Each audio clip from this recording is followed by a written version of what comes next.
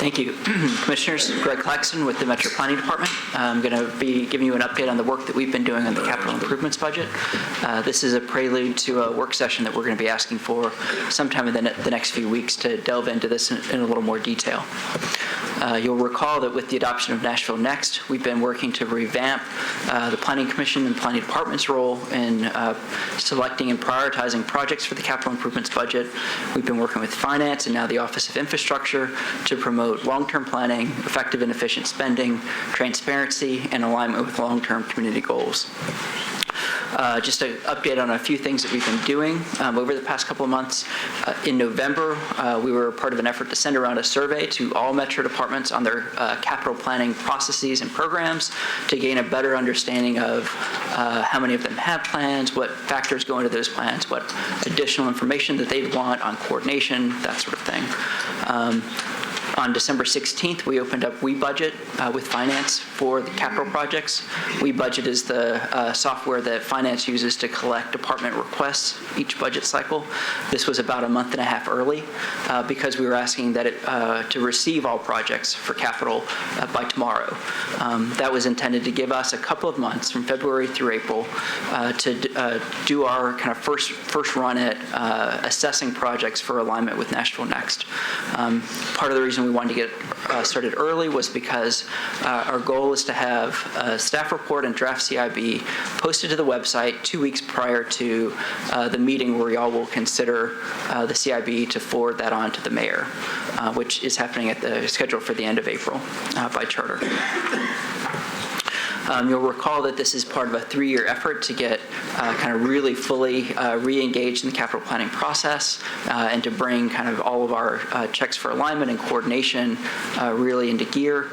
This year we're focused on just kind of reconnecting with departments on their capital projects, checking out the assessment, doing kind of a scoring process, and seeing how that works.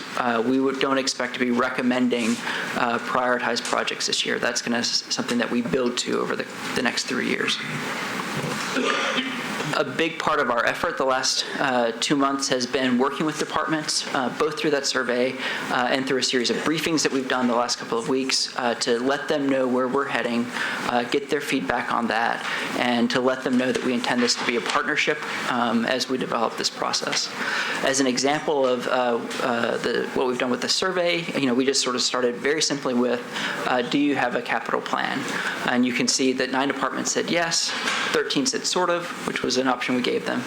8 said no, 12 said they don't have any capital projects, and 15 we haven't heard from yet, which at first glance seems maybe a little bit dire.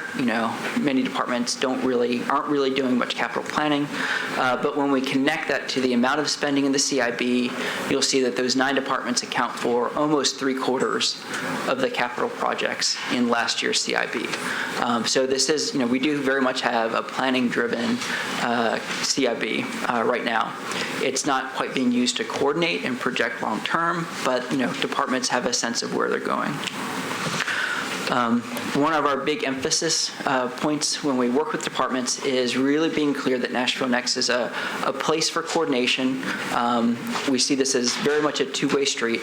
And one of the big opportunities we see right now is departments are going through a cycle of updating their own master plans. So I've put up 6 that we're working with right now. Either they're underway or they're about to get started. And we're looking for 2 big things out of this. One is linkages with Nashville Next. So kind of a sense of the growth pattern, the growth strategy, the preservation strategy identified in the plan should appear in their master plans. But then also, again, with the idea that it's a two-way street, if they identify things that need to be kind of reflected back in Nashville Next to be coordinated with other departments, we want to do that. We want to make those changes through the annual update process. And second, we want to make sure that they have clear linkages in their master plans with the CIB. And by that, I mean, where we have a line item in the CIB, we want to be able to have a pretty direct way to find out, kind of where that shows up in the master plan, how that, decisions were made, what the priorities are, that kind of thing. With this mix of plan updates, we think we're going to get a really well-rounded view of all of the different kinds of projects that departments request. Another part that we were recommending was establishing a regular ongoing CIP meeting, just a point of coordination as projects actually get underway or are coming up in the near future. And one of the things that's exciting right now is that the Office of Infrastructure is really taking this up and leading. And so we've been talking with them about how we kind of gracefully shift from long-term planning, which the CIB and Nashville Next is for, to very on-the-ground immediate coordination where they're overseeing kind of who's digging which holes. As we get projects over the next few weeks and work with them over the next couple of months, our focus will be on checking alignment with Nashville Next. You'll recall we're looking at both the guiding principles, what kinds of things are we doing, are they taking us in the right direction, but then also the growth and preservation concept map to see geographically are they happening in the right place. As an example, we did a trial run with a set of scoring criteria where we said, okay, what does it mean to be Nashville, to foster strong neighborhoods? We developed these criteria, and we did a trial run with about 200 projects from last year's CIB. We made some refinements, and we'll be working with that set of criteria on this year's CIB.